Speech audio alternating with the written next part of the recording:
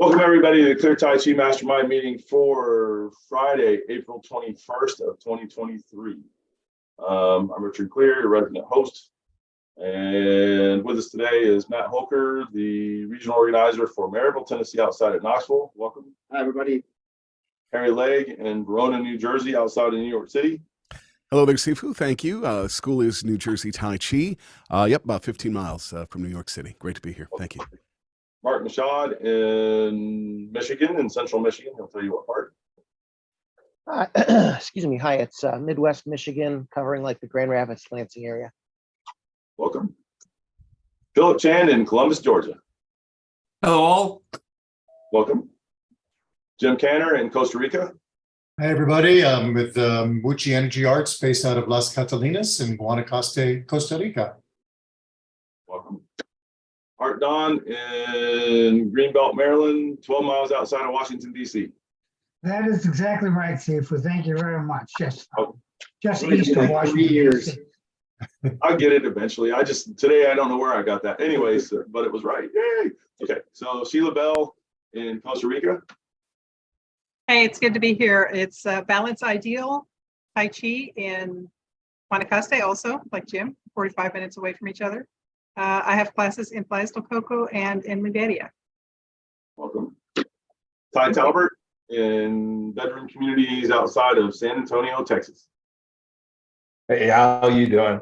I'm 3 miles out of San Antonio. I have classes in Windcrest and Converse and it's Warrior Tai Chi. Welcome. And Jim Kelly, and Jim, you're on mute. Jim Kelly in sunny Boca Raton, Florida. Yep, Boca Raton, Florida. Thank you. We're in West Boca at Ancient Arts West Boca, and also schools out east in East Boca and Delray. And if anybody's down for World Tai Chi Day, look us up in South Florida. I always feel like game show hosts introducing our contestants.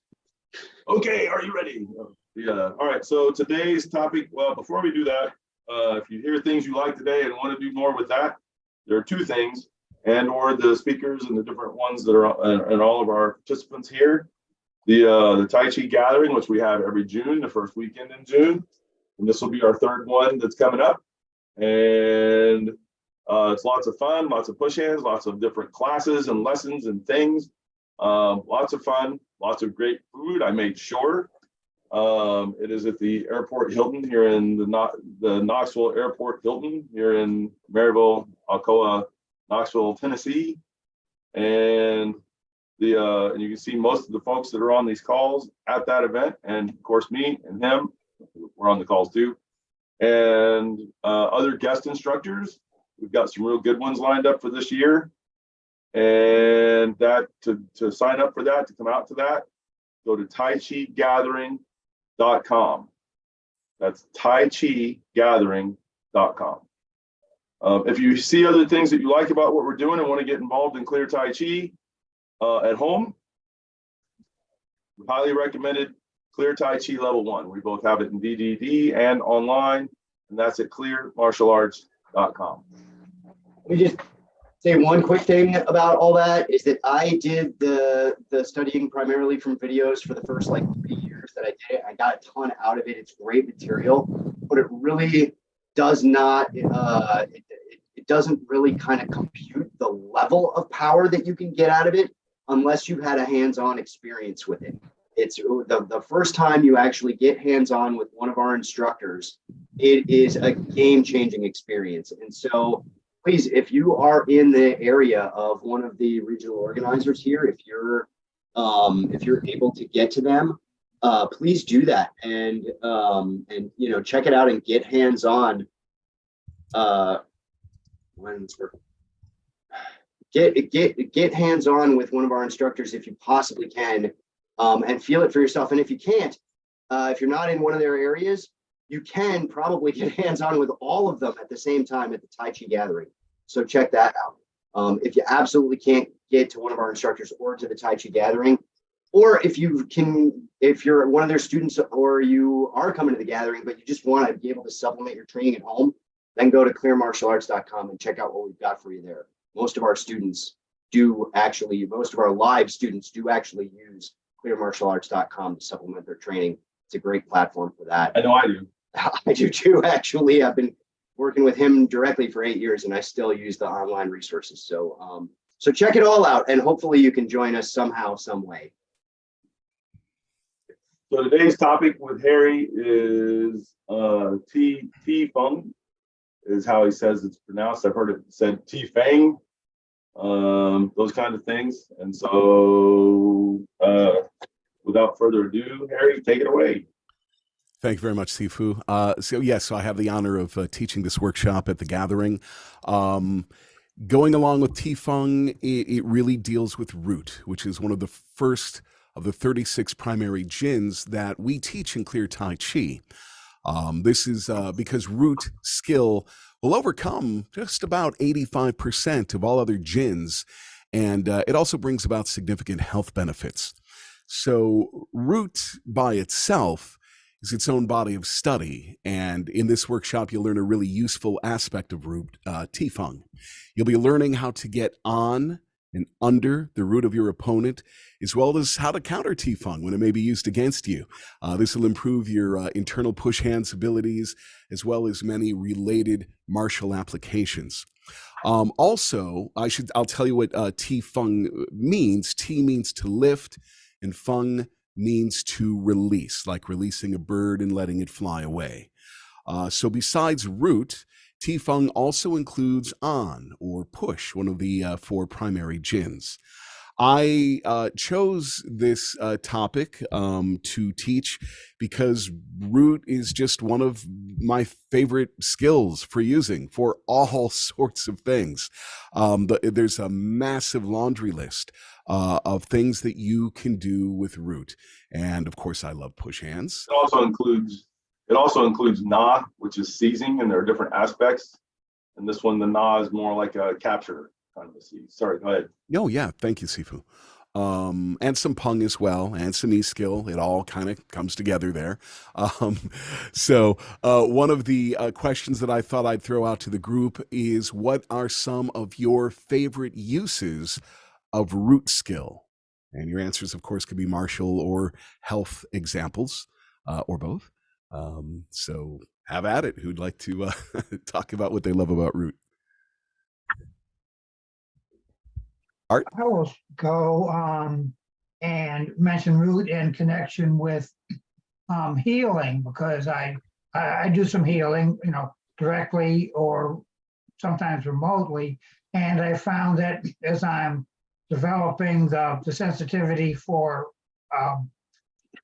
healing with different processes, that as I also increase my root, that gives the healing more sort of strength, or I can use the term power, because it increases the efficiency of the healing techniques. That just makes it stronger as I'm trying to help with the person on whatever issue they have. So again, in a nutshell, it helps me strengthen and increase my healing abilities. Great. Thank you. Who else? Sheila? Costa Rica? I would agree with Art. Yes, I would agree with Art 100% as far as the healing, and particularly as I've learned to increase root by opening the crown. And so if you're doing a healing, that connection up as well as down, right? If you really want to increase your root, you've got to have both. And that makes the healing much, much better. Also, just more recently, I've just started playing around with root, and it's just a lot of fun. There's so many different shapes that you can make and ways you can utilize, what you've got stored down there. And it's been a real discovery for me to know how versatile and just how creative you can get with your root. I never expected that. Yeah, and a lot of that would come from the mind or e-skill in what you can do with your root. Correct. And also, as you spoke to healing and getting it better aligned with your Zhongding, your central equilibrium, upper connection, not only in working on others, but working on yourself, if you want to relieve pain in yourself too. So, all right. Yeah, Sifu. So I teach root as one of the first things that I teach in terms of when somebody's got the basic form and some of the other basics go on. In terms of Jings, I tend to teach root as one of the first ones. Part of the reason for that is that because we're talking about it's down, gravity is helping you. Most Jings are doing something with the energy where there's direction and shape and all of that, but most of them, you're having to generate that.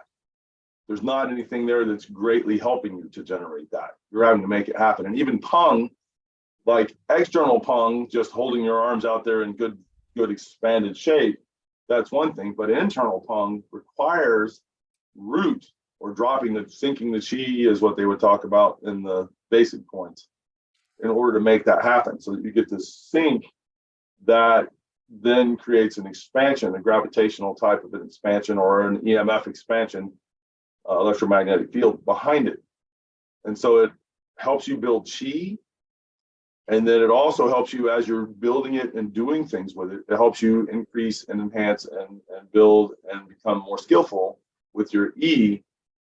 And again, you've got that help to begin with. So then when you move to Jings, where it's about, horizontal or upward movement, these kinds of expression, now you've got something to work with because you were able to do the easier one in a certain kind of way to do that. I'm not saying that all root work is easy, because some of it's quite a bit of work, but it's easy compared to doing the same kind of work going a direction that's anything other than what gravity is helping you to do. Thank you, Sifu. Boca, Florida. Jim, yes. You want to unmute? It's the Tai Chi, Jings, or earth energy. I know that this is heaven, man, and earth. I tend to work a lot with my hands and do a lot of physically strenuous activities. And it's interesting. I find the connection with the earth energy much more conducive to that. Again, it's just whether it's, working, I had a project recently, I was moving telephone poles around, and just the weight of them and the bulk and being tied though to the earth energy seems to give some more of that strength and that more practical well-being, or so. Yeah. As opposed to the heaven energy tends to feel to me a little bit more cerebral, a little bit more, light, airy. So again, just a personal observation. I don't know if it falls in with your your experiences, Harry. No, that's great. Thank you, Jim. Love it. All right. Mark, were you going to? I had his hand up. Yeah. Yeah, excuse me. I got a little sore throat today. I was just going to say that I feel like the root energy is like a force multiplier for all the other skills. So if I go to do some kind of electric or magnetic skill, that makes it way more, when my root's down, if you experiment with root while doing another skill, it makes it more powerful, it seems like. I love that phrase. I'm going to remember that, a force multiplier for some other skills. That's awesome. Thank you. Wow. All right. Anyone else? Yes, Ty. It's a little bit different than what everyone else is saying, but as an instructor, I get some people that come in that tell me they've been doing Tai Chi 4 or 5 years, or they did Tai Chi years ago. And it's a way for me to evaluate where they're at. I mean, sometimes I'll get people who don't even know what rooting is. And then I'll get other people who come in and they'll have a fairly good root. And I'm like, okay, this person has put in some work. Yeah, absolutely. I think I've told this story before, but we always have new viewers or listeners on our podcast. Way back, my very first student had been with me for around about 6 months. And there's a big Tai Chi event that no longer exists. It was the Tai Chi Gala. And as I was taking him to the event and letting him know, hey, you're going to be able to put hands on and push hands with a whole bunch of people. This will be a great experience. And he had developed in the 6 months he was with me some pretty significant root. And he comes up to me at the event and whispers in my ear, I've only been doing this 6 months, and I've met these people that tell me they've been doing this for 10, 12, 15 years, and I'm moving them like nothing. And I'm like, well, yeah, I told you the whole root training that we have in our program is primarily what's probably letting you do that. You've got root, and I can't tell you how many people honestly don't, or they don't understand it, or they have the thimble full of it. And we will root and root and root until, I mean, if you're really training it, until your legs are crushing a bit. And if you're truly doing that, good, you're really working it. I'll tell my students, yeah, if your thighs aren't going, hey, okay, you're working me, then yeah, you can go a little further. Come on, let's go, work it harder. And I remember when it was brand new to me, Sifu Clear sent me home from the workshop going, all right, I want you to just work on root. And when I see you again in like 3 months or 6 months, whatever it's going to be, you should be feeling different. If not, I'm going to know you haven't been working it. And it was one of the best things because I had this one very important skill to work on for several months. And really, and you know, I don't know where I'm at now with it. Maybe high school or college. Sifu goes from, you know, preschool to PhD with all of the different jings and the skills and whatnot. So that's really, yeah. Matt, go ahead.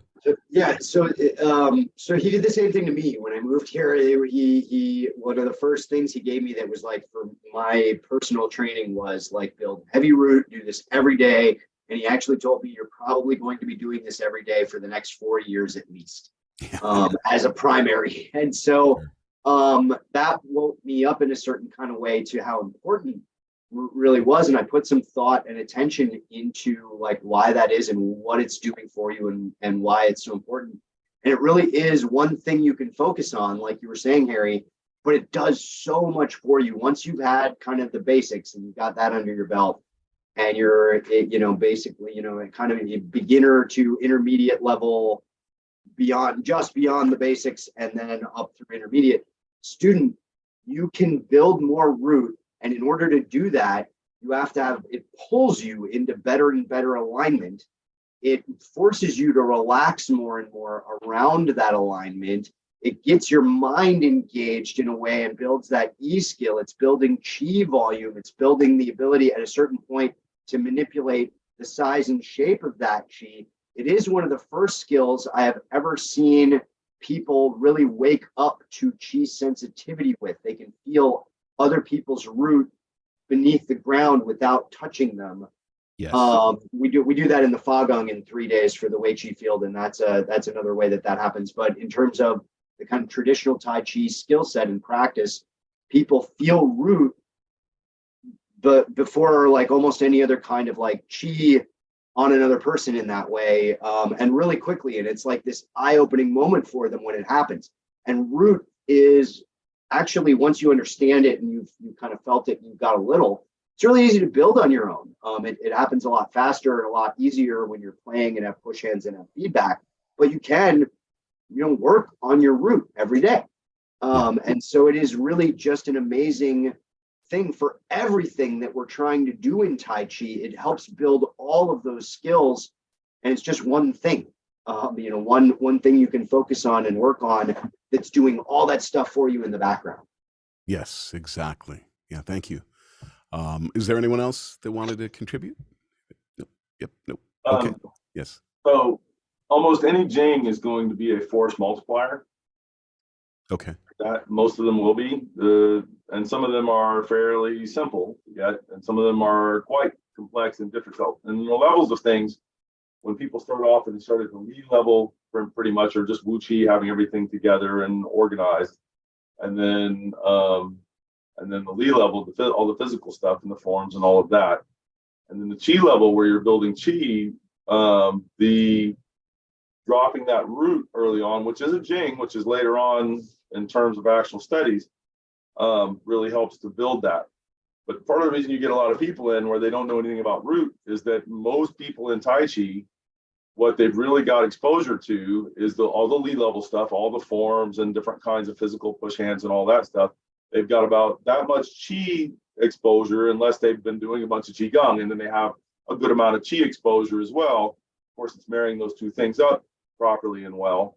That may or may not be quite there. And then for the E level, find that all of a sudden the crowd thins out real fast, that most people haven't had much of the mind training that's there, right? And the mind intent training. And then because of different books that have been put out there and some of what's taught, they've had some exposure to Jings, but usually not very much, or just usually pretty light. And usually what they think it is actual Li skill. They'll do physical things going, I'm doing a Jing, and it's like, no, you're doing a Li skill. It is the right idea for the one that if you take that up through the levels of the Qi and the E and then the Jing, you will graduate it into a Jing skill. And the fact that you can do it physically is going to help a lot sometimes. Sometimes there's not a physical equivalent for what the Jing skill is. Anyway, so most people don't have much in the way of actual Jing level skills. And as a result of that, they come in, they don't know what root is, or they do root and they either can't do any, or they can get, they get a foot, not even a foot, inches below the ground, and I've got some root. Well, they've got something, but it's not like a root Jing yet. Versus because we're dropping it down in there and doing that like that and using that, we're really working it at a Jing level, which then that's why there's an accumulation of Qi in that in a certain kind of way, and why the E skill is being built, because it requires E manipulating that or directing in a way that the Qi then wants to follow in order to develop that Jing skill more and more. And so you've done it by starting with the Jing, but then the other things come online. So anyways. Okay, thank you, Sifu. So for those listening or watching this podcast that aren't necessarily familiar with all the various things that we're talking about with root, I came up with a little bit of a list. It by no means is exhaustive or complete, and I'm sure there's many things you can do with root that I don't even know yet. Besides Ti Feng, which I will be teaching at the gathering the first weekend of June. So here's a bit of a list of some of my favorite root skills. One would be root bounce, where you can bounce underneath the other person to move them. A continuous root shower, so to speak, to deal with continual pushing. Moving root to hide it. Moving root underneath and up into an opponent to uproot them. Quick and deep root drop to cause your opponent to become unstable. Using root for Tingjin, your sensitivity to feel into your opponent. Of course, deeper root for better pung. Using root to create a table or floor, so to speak, under the feet of your opponent so they cannot root. Using root as a tool for building that E skill. For health, I really like using it for dropping pain, such as knee pain. You drop that into your root for relief. Also, the obvious to build leg strength and bone density. Deep root, along with upper connection, provides internal iron body. And we do test this in our training. We train deep root with clear internal push hands method, and it's going to apply to your form as well as the Tai Chi fighting methods. So that's just a quick sampling of a bunch of stuff that you will be learning to do with the study of root. And there's more. So I had one more question for the group. What are some of the common issues or difficulties that you have experienced as either a student or a teacher with root training? Who would like to give that a shot? I'll go. Thank you, Art. And one of the first issues I had with root training and developing it, as really it was an issue with all my Tai Chi, was relaxation. And I found doing the Tai Chi would help me relax. And as I relaxed, it would help my Tai Chi. And the same with rooting. If I try to root And I would get a sense of dropping root, but then I would just overall relax my body more and then feel the root dropping. And if I'm ever working with someone or just on my own dropping root, and there seems to be an issue with it not descending or descending quickly, I just first thing relax more, and it descends. And I found that if I get in a state where I am very relaxed throughout my body and alignment is good and everything, the root just descends itself without a lot of extra effort. So that's something I Great. had. Thank you, Art. Jim? Yeah, I think Sifu coined this one day, and I had not heard it before, but it was my number one nemesis to root was he referred to it as monkey mind. When you can't focus and be mindful enough, and to apply. I think dropping root requires a high level of mindfulness, and like Art says, that relaxation that comes with the mindfulness. And I think I had a discussion with Ti, and I guess I never considered myself with the issue, but a little bit of looking around and always trying to be aware of surroundings, and it's a slight nothing like the guys that suffer seriously, but a slight form of PTSD where you're always trying to look around. So these were some of the things that I found that were enemies of rooting. So, Sure. but thank you for pointing it out, both Ti and Sifu. Yeah. Thank you, Jim. Sheila? Yeah, so there's an interesting quality that your body is trained to if you're kind of working at something pretty hard, but still maintaining a relaxed state, right? So for me, that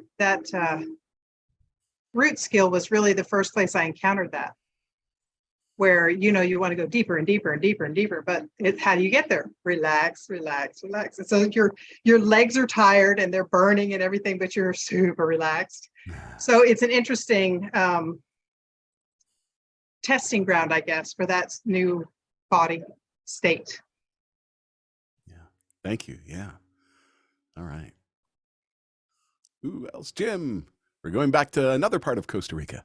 Sure. One of the things about rooting is, to me, it's probably the most physical aspect of practicing with the clear Tai Chi system. Because when you do root deeper and deeper and deeper, your thighs are really going to feel it. And I think there's a question of, well, okay, should I go work out on the Stairmaster for half an hour every day for a couple of months and build up my big beefy thighs? But then the question is, how is that going to affect tension in your legs, and then perhaps work against being able to root effectively? And it seems to me that rooting is probably the most fundamental thing that changed for me when I started studying clear Tai Chi, because that's when you started really understanding how to tap into energies. It started with root and developing a greater sense of having to make sure your body is in correct structure, making sure we have good Zhongding as we teach. And that was a big change in the way I started practicing. And it's interesting because I think the root energy is in a way like push hands is for us. It's a way of checking to see if we're doing correct body structure and alignment. Because when we do, we have better root energy. And when we don't, we lose it. Exactly. Yeah. Thank you. If you're off just a little bit, that is going to affect your ability to root as well. So it is help keeping that alignment, which is just so crucial. We keep seeing that over and over and over with my students when they're off just a little bit. Holy cow. And now they really understand it, especially after taking some of the fighting workshops with Sifu Clear, and they see how that posture Being off is very detrimental. Oh, yeah. And it can be as little as just your head dropping forward just a little bit because you're looking at your feet, or you're just, trying to get your head closer to the person to see if maybe you can ting a little bit better. Yep. All right. Anyone else with anything? Yeah, Matt. So, yeah, I've had a lot of struggles with root over the years. I still remember when I first got here and pushing with one of the senior guys at the time who had been around for like 7-8 years at that point. And after getting frustrated with me, I just had nothing for him. The only bit of advice he was able to give me was, your root keeps coming up every time I push you. Don't let it do that. And that's all the more instruction I was able to get out of him. And I was not able to make that work on the fly. But yeah, that was a big challenge, was taking that root and that structure and everything that I know that I was building and I could feel that I was building, and really keeping it on under the dynamic pressure of play and really turning that into something that's like a body quality that I have, and kind of translating and connecting up those two things.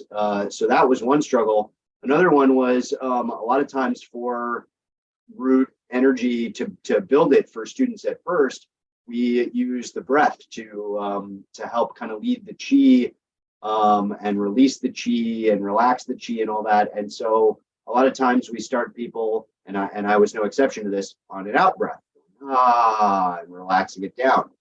Well, for me, a struggle became that then on an in breath, it wanted to come back up. And so I had to divorce that action from my in breath first, and then I actually had to figure out how to keep it dropping while I was breathing in, and then figure out how to make it not tied to the breath at all, where I could just drop that whether I'm breathing in or out, or I guess those are my only two options for that. But maybe holding my breath. I guess I've never Want to be holding it, yeah.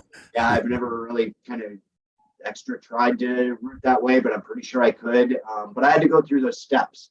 And then there's more after that, and the ability to shape it, manipulate it. Harry, I still remember the first time you decided at the gala that one year to put your root under mine while I was doing my closed eye standing on one leg exercise, and I just could not balance on the one leg until I heard. I didn't know what was going on until I heard you snickering like 10 feet. Oh, okay. But, yeah, these are the stories that sound goofy to people that haven't yet had the training or experience, but with mind skill, you can do things that sound kind of crazy like that. But and it all sounded goofy to me too. Yeah, right. Same here. Looking for ways to get Carly excited about the material, and I had not considered on the root, but just that if I start teaching her how to put that underneath people who are near her and the effects it'll have. She will be very devious with that. She'll be very about it. Yeah.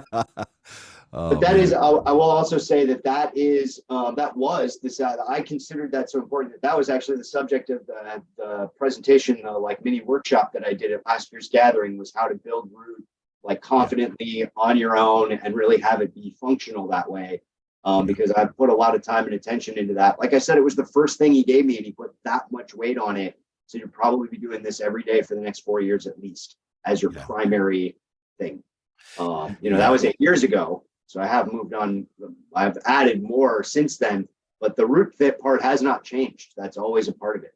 Yeah, totally. Well, and you can equate it a little bit to those that haven't done this training yet, to lifting weights, sort of, kind of. You go into the gym, and at first maybe you can do 50 pounds. And that's where you're at right now. But a couple weeks later, month later, 2 months later, that 50 keeps moving up to a higher weight. So how far can you drop root? You will hit a temporary limit. You keep working it, you will bust through that, and bust through that. And so when my thighs used to absolutely be crushing and killing me years ago, now I have to go way, way deeper before I start getting that same feeling. Where they start to crush. So yeah, it's in that way a little bit like weightlifting. Anyone else? I'll share one of the so a couple of the things, difficulties, two in particular, teaching other students. One is it's usually the more very physical. They're hitting the gym, they're lifting weights, or maybe they've done another art such as karate or whatnot, and they come in and they're all tight in the chest, and they're really, and getting them to learn to let go. Even when I let them put their hands on me and they feel it, they go, oh yeah, but then they're stuck for a while until they get pushed enough and they're like, okay, because while you're not supposed to have ego, especially when you're dealing with guys, lifting weights and stuff, they come in and, they want to win. And we know the training part of it and the learning part of it is not about that. But even with that, there's still a little bit of that there. So they eventually start to figure it out. The other thing is, well, you alluded to, Matt, which is the common problem of you can sink the chi, you can root, but then somebody gives you just that little bit of a push or something to tense you, and whoop, it comes right back up, and off you go.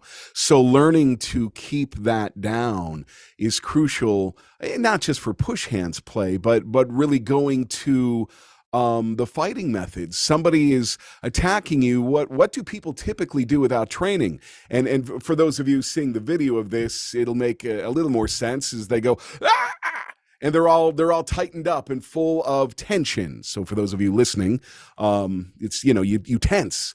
When you want to instead, and this doesn't happen overnight, train the response to drop and remain loose and calm with proper structure, of course.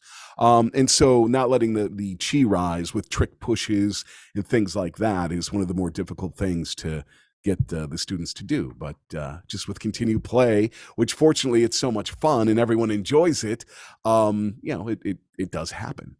So, all right. Any other comments or questions? Or I would be about ready to wrap if nobody has anything else. Nope. Okay. All right. Well, thank you. Once again, I'm looking forward to presenting a very useful and fun root skill. It's called Ti Feng, lift and release. It'll improve your internal push hands play, among other martial benefits. It's at the Clear Tai Chi Gathering coming up very soon. It is the first weekend of June, the 2nd, 3rd, and 4th at the Knoxville Airport Hilton. There still is a bit of time to make it happen. You go to taichigathering.com for all the details and registration. And by the way, if you can't make it this year, you already know when it will be in 2024. So clear the calendar now. It is always the first weekend of June. We welcome all styles, lineages, and skill levels. There's plenty for everyone from beginner to advanced. And I know we all really look forward to seeing you there. So thank you very much. Thank you, Harry. I will add one more interesting thing about root, by the way. It is one of the sort of like Tai Chi secrets of long life. The powerful legs and the powerful energy that it builds is one of those factors in the longevity thing that you always hear about from Tai Chi, which I know is of a lot of interest to a lot of people who come to Tai Chi. So consider that. And if you want to learn more about root, if you can join us live, be at the gathering, be at Harry's presentation, check it out at taichigathering.com.